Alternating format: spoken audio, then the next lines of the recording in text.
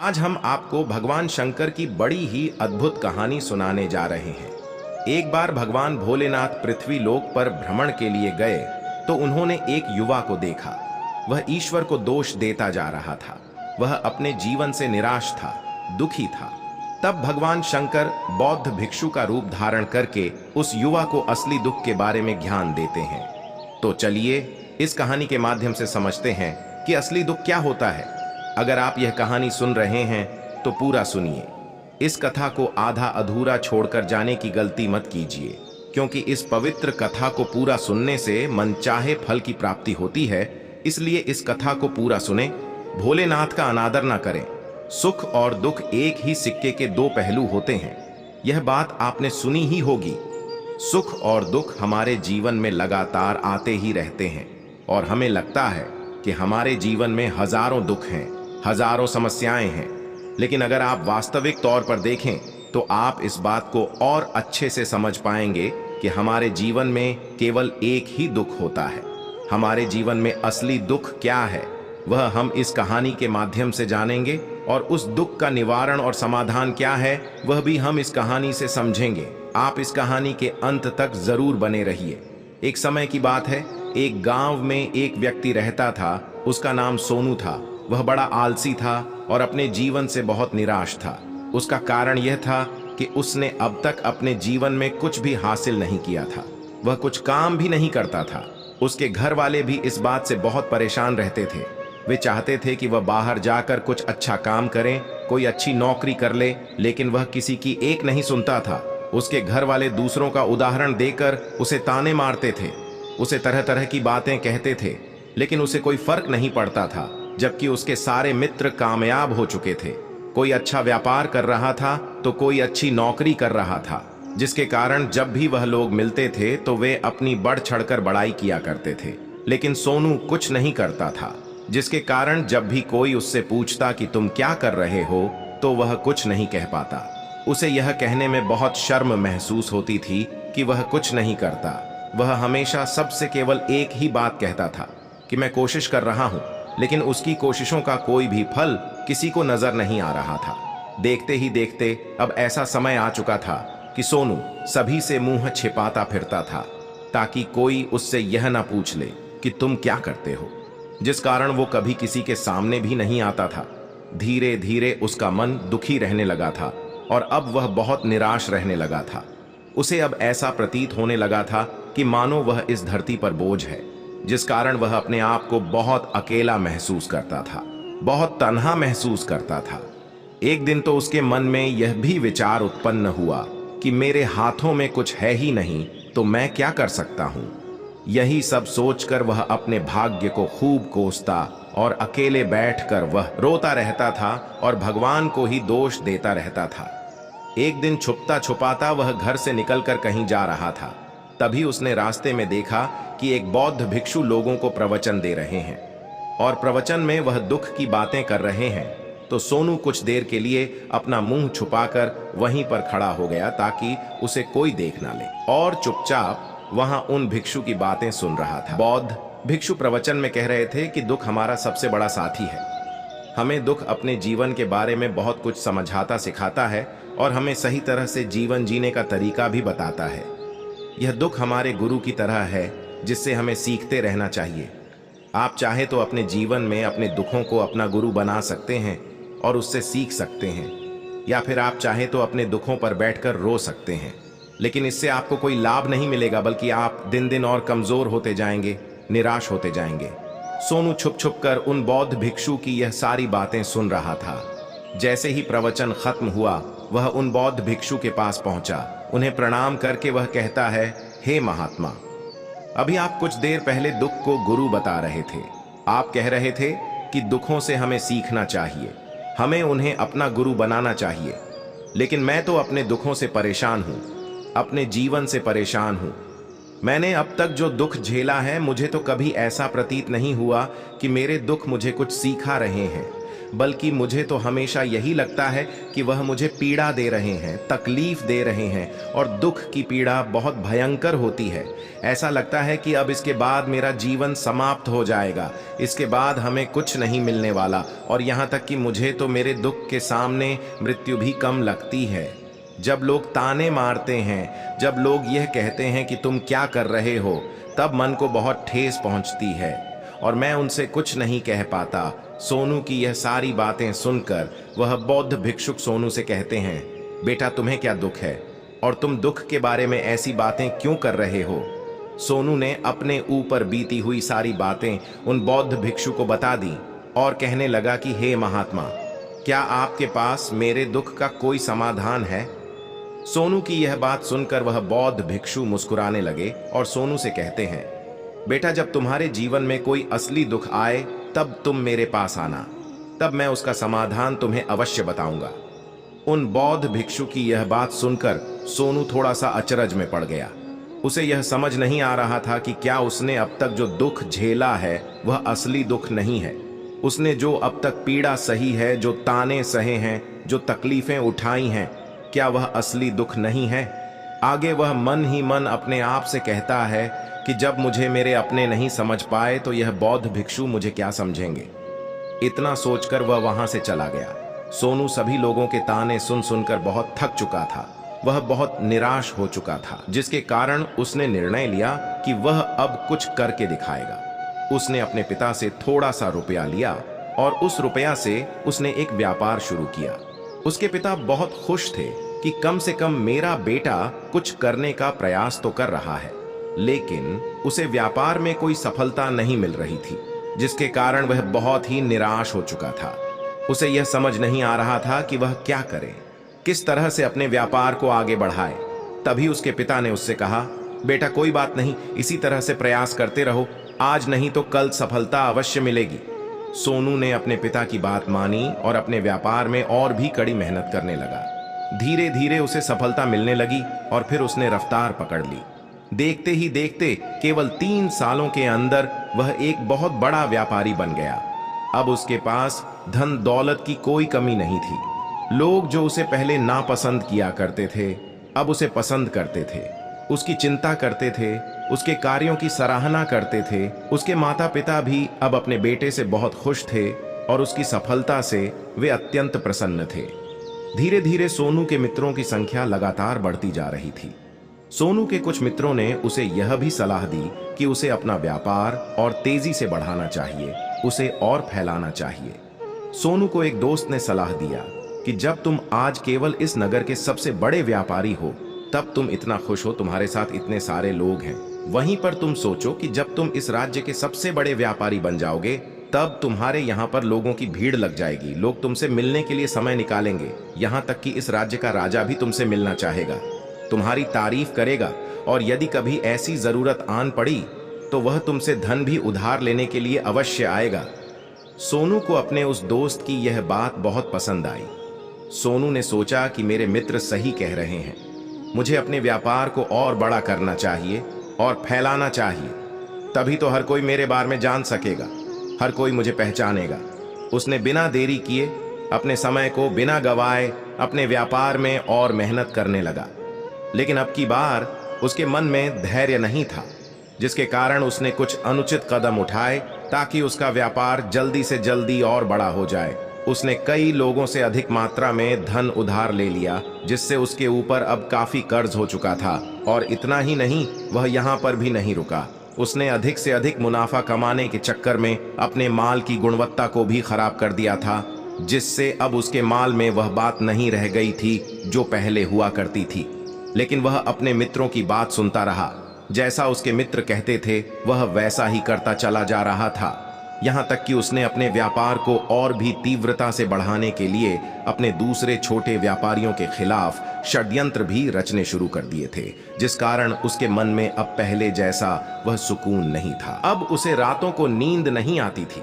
वह केवल एक ही विचार में लगा रहता था कि किस तरह से उसका व्यापार पूरे राज्य में फैल जाए और वह इस राज्य का सबसे बड़ा व्यापारी बन जाए। वह दिन रात केवल इसी मेहनत में लगा रहता कि उसका व्यापार जल्दी से जल्दी और बड़ा हो जाए। हालांकि उसके पास अब सब कुछ था, धन दौलत, अच्छा घर, गाड़ियां, नौकर चाकर, सभी तरह की सुख सुविधाएं थीं, लेकिन उसके बावजूद भी वह उन चीजों का लाभ नहीं उठा पा रहा था, क्योंकि उसका पूरा ध्यान केवल अपने व्यापार को अधिक से अधिक उन्नति की तरफ ले जाना था। एक दिन सोनू अपने रथ पर बैठकर एक मार्ग से होकर गुजर रहा था। तभी रास्ते में उन्हीं गुरुवर का आश्रम पड़ा। यह देखकर वह उन बौद्ध भिक्षु के पास गया और बौद्ध भिक्षु से कहने लगा, हे महात्मा, आपने कहा था कि जब मेरे जीवन में कोई असली दुख आए तब मैं आपके पास आऊं, तो इस कारण मैं आपके यहां पर आया हूं। आज मैं बहुत दुखी हूं, मैं रातों को सो नहीं पाता। मेरे पास सब कुछ होते हुए भी मैं उनका लुत्फ नहीं उठा पा रहा। उसने अपनी सारी बातें एक एक करके उन बौद्ध भिक्षु को बता दी। तभी वह बौद्ध भिक्षु सोनू से कहते हैं कि बेटा, जब तुम पहली बार आए थे तब भी तुम बहुत दुखी थे, लेकिन तब तुमने अपने दुख से क्या सीखा था? इसके जवाब में सोनू उन बौद्ध भिक्षु से कहता है कि हे महात्मा, जब मैं अपने जीवन में कुछ नहीं कर पा रहा था तब मैंने अपने दुखों से यह सीखा था कि केवल सोचने मात्र से कुछ नहीं होगा, उसके लिए हमें कुछ करना भी पड़ेगा। और केवल कोई कर्म करना ही हमें सफल नहीं बनाता, बल्कि उस कर्म को उसके अंजाम तक पहुंचाना हमें सफल बनाता है। फिर चाहे रास्ता कैसा भी हो, फिर चाहे परिस्थितियां कैसी भी क्यों ना हो, फिर चाहे कितनी ही बाधाएं आपके रास्ते में क्यों ना आ जाएं, चाहे ऐसा क्यों ना लगने लगे कि अब आपके जीवन में कुछ नहीं बचा और आप कुछ नहीं कर सकते, तब भी हौसला बनाए रखें, उम्मीद ना छोड़ें और अपने कार्य पर डटे रह, यह सोचकर कि जब तक मैं अपने कार्य को सफल नहीं कर लेता, जब तक मैं अपने लक्ष्य तक पहुंच नहीं जाता, तब तक मैं इस कार्य को करता रहूंगा। मैं इस कार्य में अवश्य सफल होकर ही रहूंगा। जबकि बाकी लोग केवल सफल लोगों को महत्व देते हैं, उनके कर्मों को नहीं। सोनू की यह सारी बातें सुनकर वह बौद्ध भिक्षुक मुस्कुराने लगे और सोनू से कहते हैं, बेटा, जब तुम्हारे जीवन में असली दुख आए तब तुम मेरे पास आना, मैं तुम्हारी समस्या का समाधान अवश्य करूंगा। इतना कहकर वह बौद्ध भिक्षु वहां से उठकर चले गए। सोनू एक बार फिर से उनकी यह बातें सुनकर आश्चर्यचकित रह गया। उसे अब यह समझ नहीं आ रहा था कि उसने जो दुख देखा है, उसने जो तकलीफ अब तक सहा है, क्या वह असली दुख नहीं है? उसके मन में अब एक सवाल उत्पन्न होने लगा कि असली दुख क्या है और इसकी पहचान क्या है? मुझे कैसे पता चलेगा कि इस समय में मैं असली दुख में हूं या नहीं? लेकिन उसने भिक्षु से कुछ नहीं कहा। जब वह यह सब सोच ही रहा था कि तभी वह बौद्ध भिक्षु सोनू के पास एक बड़ा सा घड़ा लेकर पहुंच जाते हैं। उस घड़े के अंदर सोने के सिक्के थे। उस घड़े को देते हुए वह बौद्ध भिक्षु सोनू से कहते हैं, बेटा, तुम इसे उस पेड़ के नीचे दबा दो, क्योंकि यह मेरे किसी काम का नहीं है। जब मुझे इसकी जरूरत पड़ेगी तब मैं वहां से खोद कर इसे निकाल लूंगा, लेकिन अभी के लिए इसे वहां पर मिट्टी के नीचे दबा दो। सोनू ने उस बौद्ध भिक्षु की बात मान ली और वह घड़ा उस पेड़ के नीचे जाकर मिट्टी में दबा दी। इतना करके वह गुरुवर को प्रणाम कर वहां से वापस अपने घर की ओर लौट जाता है। धीरे धीरे समय बीतता गया। समय के साथ साथ सोनू व्यापार में और भी ज्यादा उन्नति कर चुका था, लेकिन माल की गुणवत्ता अच्छी ना होने के कारण अब उसके व्यापार में घाटा होने लगा और धीरे धीरे ऐसा समय आया कि उसका व्यापार पूरी तरह से चौपट हो गया। अब उसके पास कुछ नहीं बचा था, बल्कि उसने जो कर्जे लिए थे वह कर्जे भी अब उसे चुकाने थे। लेकिन वह तो यह सोचकर निश्चिंत था कि उसने जो कुछ भी कर्जे लिए हैं वो कर्जे उसने अपने मित्रों से लिए हैं, जिसके कारण वह उन्हें लौटाने में थोड़ी देर अवश्य कर सकता है। वह तो यह सोच ही रहा था कि उसके मित्र बुरे समय पर उसका साथ देंगे, लेकिन सबसे पहले उसके मित्र ही उसे अपना कर्ज वापस लौटाने की मांग करने लगे। तब सोनू को एहसास हुआ कि कोई भी अपना नहीं है। उसने अपने मित्रों से उस कर्ज को लौटाने के लिए थोड़ी सी मोहलत मांगी, लेकिन सोनू के किसी भी मित्र ने उसे कर्ज लौटाने के लिए मोहलत नहीं दी, बल्कि वे लोग उसे जान से मारने की धमकी देने लगे। अब अपने मित्रों के मुंह से यह सब सुनकर सोनू बहुत ही आश्चर्यचकित रह गया। वह जो कुछ सोच रहा था सब कुछ उल्टा पड़ गया। जिस व्यापार के चलते उसके इतने मित्र बने थे, इतने शुभ चिंतक बने थे, वे सब उससे दूर जाने लगे थे। हर कोई उससे पीछा छुड़ाना चाहता था, कोई भी उसका साथ नहीं देना चाहता था। धीरे धीरे उसकी सारी संपत्ति नीलाम हो गई। अब उसके पास कुछ नहीं बचा था, वह सड़क पर आ चुका था। उसने हार मानकर अपने माता पिता से कहा, पिताजी मेरी मदद कीजिए, मेरे ऊपर बहुत कर्ज है, मुझे उसे लौटाना है, कृपा करके मुझे थोड़ा सा धन दे दीजिए। इस पर सोनू के पिता ने सोनू से कहा, बेटा मेरे पास तो बस यही एक छोटा सा घर है, और अगर यह मैं तुम्हें दे दूं या इसे बेच दूं तो मैं और तुम्हारी माँ कहाँ रहेंगे? हमें भी दर दर की ठोकरें खानी पड़ेंगी, हमें भी सड़कों पर भीख मांगनी पड़ेगी ले देकर। अब हमारे पास केवल यही संपत्ति बची है, इसीलिए मैं तुमसे क्षमा मांगता हूँ। मैं तुम्हारी सहायता नहीं कर सकता अपने माता पिता के मुख से। यह सुनकर सोनू चुपचाप वहां से चला गया और मन ही मन सोच रहा था कि अब मेरे पास कुछ नहीं बचा, जो था वह तो सब लूट गया, बर्बाद हो गया। अब मैं जीकर क्या करूंगा? अब मेरे पास केवल एक ही रास्ता है जिससे मैं अपने कर्जदार से अपना पीछा छुड़ा सकता हूं। यह सोचता हुआ वह एक ऊंची पहाड़ी की ओर पहुंचा। वह पहाड़ी पर चढ़ता ही जा रहा था कि तभी उसे याद आया कि उन बौद्ध भिक्षु ने कहा था कि जब तुम पर असली दुख आए तभी तुम मेरे पास आना, मैं तुम्हारी समस्या का समाधान अवश्य करूंगा। यह सोचकर सोनू के मन में एक बार फिर उम्मीद की वह लहर दौड़ पड़ी। सोनू तुरंत दौड़ता हुआ उन बौद्ध भिक्षु के पास पहुंचा और उन्हें प्रणाम करके अपने ऊपर बीती हुई हर एक बात उन्हें बता दी और कहने लगा, हे महात्मा, आपने कहा था कि जब मेरे ऊपर असली दुख आएगा तब आप उसका समाधान अवश्य करेंगे। अब वह समय आ गया है। तभी वह बौद्ध भिक्षु सोनू की इस बात को सुनकर मुस्कुराने लगे और कहते हैं, बेटा कहाँ है असली दुख? जब तुम्हारे जीवन में असली दुख आएगा तो मैं उसका समाधान अवश्य करूंगा। उन बौद्ध भिक्षु के मुख से यह सुनकर सोनू के सब्र का बांध टूट गया और सोनू ने उन बौद्ध भिक्षु से कहा, हे महात्मा, आखिर असली दुख क्या होता है? क्या मैंने आज तक जो भी दुख झेला है, जो भी तकलीफ आज तक मैंने सही है, क्या वह दुख नहीं है? क्या इसे दुख नहीं कह सकते? तभी वह बौद्ध भिक्षु सोनू से कहते हैं, बेटा पहले तो मुझे यह बताओ कि तुमने अपने दुख से क्या सीखा? इसका जवाब देते हुए सोनू उन बौद्ध भिक्षु से कहता है, हे महात्मा, मैंने तो यही सीखा कि जो लोग तुम्हारी तरक्की में तुम्हारे साथ रहते हैं, तुम्हारे साथ जुड़ते हैं, वह लोग तुम्हें अवश्य धोखा देंगे, क्योंकि ऐसे लोग बुरे समय पर तुम्हारा साथ नहीं देने वाले, बल्कि तुम्हारा फायदा उठाने का ही वह प्रयास करेंगे। इसीलिए ऐसे लोगों पर भरोसा ना करें, बल्कि जो लोग तुम्हारी असफलता के समय पर, तुम्हारे बुरे समय पर तुम्हारे साथ खड़े हैं, वही तुम्हारे असली मित्र हैं और वही तुम्हारे साथ रहते हैं। और ऐसे लोग तुम्हें बहुत कम मिलते हैं। जिन्हें भी ऐसे लोग मिलते हैं उन्हें हमेशा उनकी कद्र करनी चाहिए। आगे सोनू उन बौद्ध भिक्षु से कहता है कि जब तुम कोई कार्य कर रहे हो तो उसे पूरी ईमानदारी से करो, धैर्य रखो, लालच ना करो और अपने लक्ष्य तक पहुंचने के लिए किसी से भी कोई षड्यंत्र ना रचो, क्योंकि ऐसा करने से तुम्हारे साथ ही बुरा होगा और तुम ही हमेशा नुकसान में रहोगे। सोनू की यह सारी बातें सुनकर बौद्ध भिक्षु उस पेड़ के पास पहुंचे। उन्होंने गड्ढा खोदा और वह घड़ा निकालकर उसे सोनू के हाथ में थमा दिया, जिसमें सोने के सिक्के भरे हुए थे।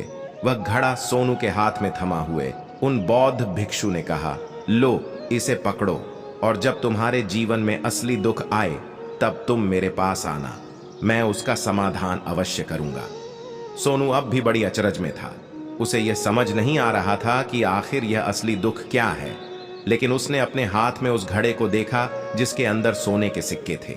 ये देखकर उसे मन ही मन ये सोचने लगा कि चलो अब तो थोड़ी सी राहत अवश्य हो जाएगी, मैं अपने मित्र का वह कर्ज लौटा सकूंगा और एक नया व्यापार भी फिर से आरंभ कर सकूंगा। फिर उसने उन बौद्ध भिक्षु को प्रणाम किया, उनका धन्यवाद किया और वहां से चल पड़ा। सोनू ने उस सोने के सिक्कों से सभी का कर्जा लौटा दिया और अपने लिए एक बार फिर से नया व्यापार शुरू किया। व्यापार छोटा था, लेकिन अब की बार सोनू बहुत खुश था। उसने पूरी ईमानदारी, मेहनत और लगन के साथ अपने व्यापार पर काम किया और देखते ही देखते एक बार फिर से वह एक बड़ा व्यापारी बन गया।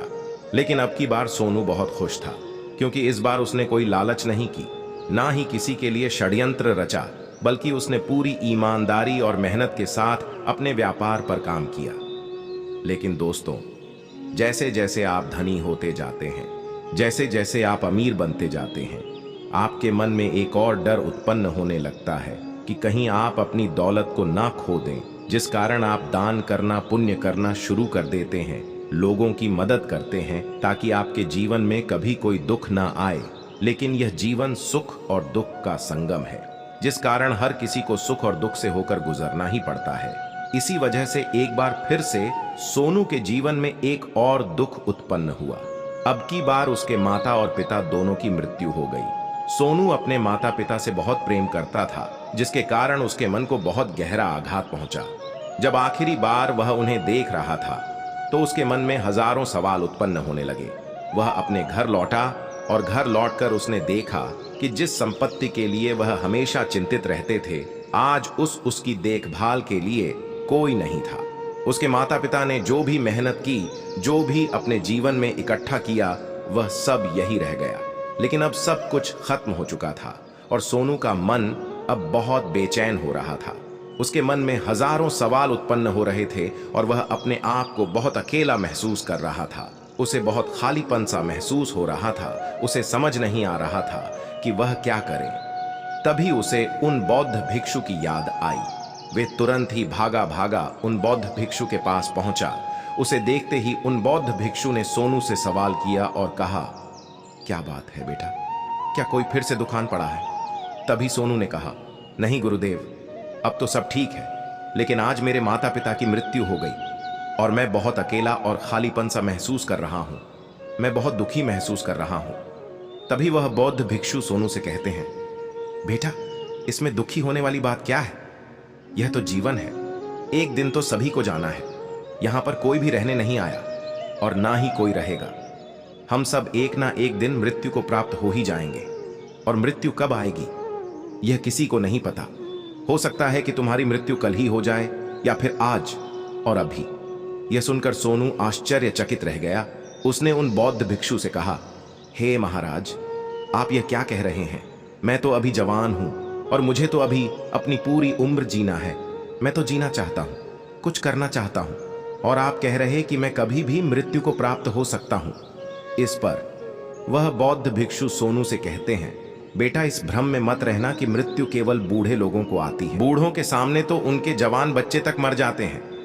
मृत्यु कभी किसी की उम्र देखकर नहीं आती और ना ही किसी को बताकर आती है। उन बौद्ध भिक्षु के मुख से यह सारी बातें सुनकर सोनू और भी ज्यादा बेचैन हो गया और वह चुपचाप वहां से चला गया।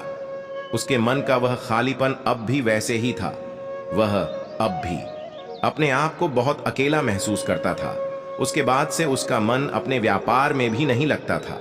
जब भी वह कोई कार्य करता तो उसके मन में ढेर सारे प्रश्न उठने लगते थे कि वह क्या कर रहा है, क्यों कर रहा है और उसने इस कार्य को क्यों शुरू किया। उसके मन में अब एक और प्रश्न उत्पन्न होने लगा था कि क्या हम यहाँ पर केवल इसीलिए आते हैं कि इस जीवन को भोगे और एक दिन मृत्यु को प्राप्त हो जाए। वह यह समझ नहीं पा रहा था कि जीवन का असली मतलब क्या है। उसने कई विद्वानों से पूछा, अपनी तरफ से जो मुमकिन हो सकता था खोजबीन की, लेकिन उसे कोई भी जवाब नहीं मिल पा रहा था। और जब उसे कोई जवाब नहीं मिला तो उसका दुख और भी बढ़ गया, जिस कारण उसके मन की बेचैनी और भी बढ़ चुकी थी और उसे यह समझ नहीं आ रहा था कि वह क्या करे, कहां जाए, किससे पूछें। तभी उसे फिर से उन बौद्ध भिक्षु की याद आई। वह एक बार फिर से उन बौद्ध भिक्षु के पास पहुंचा और उसने अपने मन की सारी बातें उन गुरुवर को बता दी। तब भी वह बौद्ध भिक्षु मुस्कुराने लगे और सोनू से कहते हैं, बेटा, आज पहली बार तुम्हारे जीवन में असली दुख उत्पन्न हुआ है। वास्तव में तो यही है जिसे हम दुख कह सकते हैं, जो दुख कहलाने लायक है कि हमें पता ही नहीं हम क्या कर रहे हैं, कहां जा रहे हैं, क्यों जा रहे हैं, वह कौन है, क्या है, क्यों है, हम क्या करना चाहते हैं। तभी सोनू ने कहा, हे महात्मा, मेरे इस दुख का समाधान कीजिए, मुझे इस दुख का निवारण दीजिए।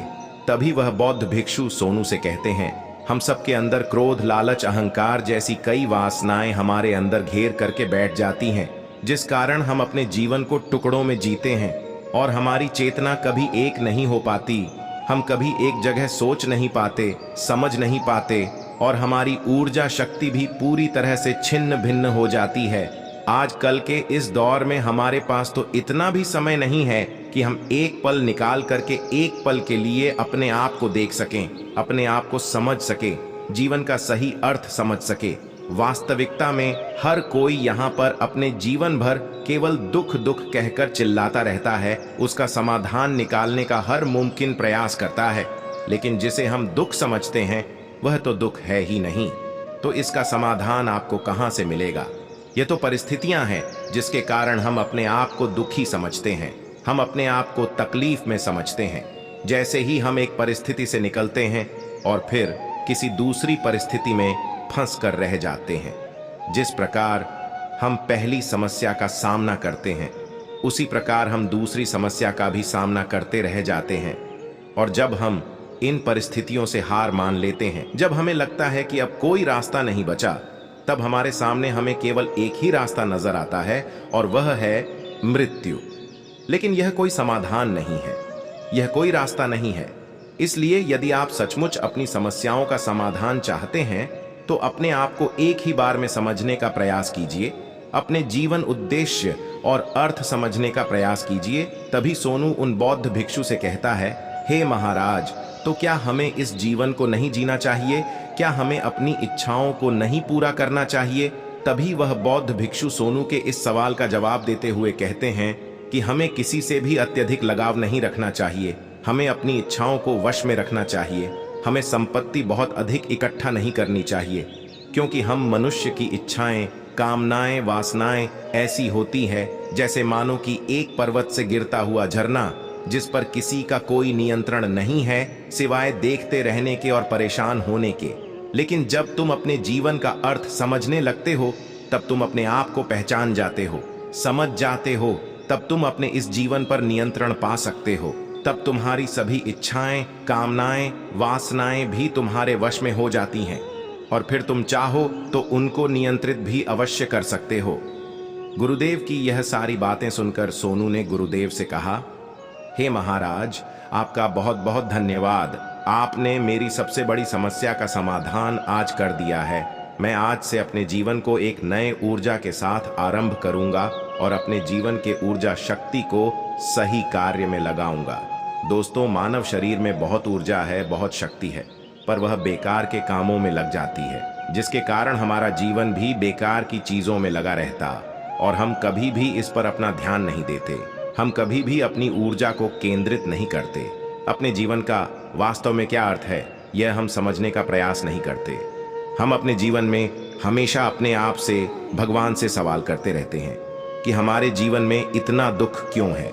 हम सभी के मन में यह सवाल तो अवश्य ही उठता है और इसका जवाब यह है कि ईश्वर यह चाहता है कि हम अपने जीवन के अंतिम दुख तक पहुंच सकें, उस गहराई तक पहुंच सके जहां पर हमें यह पता चल सके कि हमने अभी तक अपने आप को नहीं समझा, अपने आप को नहीं पहचाना, अपने जीवन को समझा नहीं। मानव शरीर के अंदर जो ऊर्जा है, जो शक्ति है, उसके बारे में हम अभी तक नहीं जानते। हम अपने आप को चाहे तो एकत्रित कर सकते हैं, अपने आप पर नियंत्रण पा सकते हैं, लेकिन हम अपनी इस ऊर्जा का व्यर्थ उपयोग करते रहते हैं, व्यर्थ की चीजों में लगा देते हैं, जिस कारण हम अपने आप को कभी नहीं पहचान पाते और ना ही कभी अपने आप पर नियंत्रण पा सकते हैं। लेकिन यदि आप अपने आप को जानना चाहते हैं, अपने आप को पहचानना चाहते हैं, तो पहले आपको खुद को एकत्रित करना होगा, अर्थात ध्यान लगाना होगा। ध्यान लगाने से ही आप अपने दुखों की समस्याओं का समाधान निकाल सकते हैं और तभी आप अपने आप को पहचान सकते हैं, जान सकते हैं और अपने जीवन के हर दुखों का समाधान भी कर सकते हैं। उम्मीद है आप सभी को यह वीडियो अच्छी लगी होगी। यदि आप चाहे तो इस वीडियो को लाइक कर दीजिए और चैनल को सब्सक्राइब करके नोटिफिकेशन बेल आइकॉन को क्लिक कर दीजिए। साथ ही वीडियो को शेयर कीजिए ताकि औरों को भी यह अमूल्य ज्ञान प्राप्त हो सके। हम आपके बेहतर भविष्य की कामना करते हैं। धन्यवाद।